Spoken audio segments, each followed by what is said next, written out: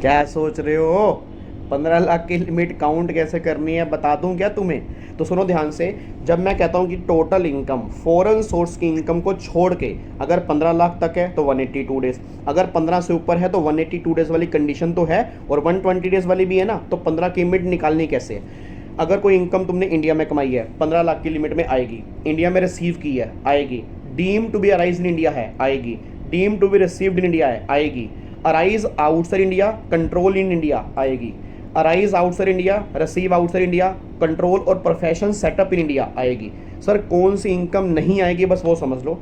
ऐसी इनकम जो आपने इंडिया से बाहर अराइज की है एंड इंडिया से बाहर रिसीव की है और उसका कंट्रोल और प्रोफेशन भी इंडिया से बाहर सेटअप है, वो इनकम सिर्फ 15 लाख की लिमिट में नहीं आएगी, क्योंकि वो इनकम हमारी फॉरेन सोर्स की इनकम होती है और फॉरेन सोर्स की इनकम को 15 लाख की लिमिट में नहीं लेना।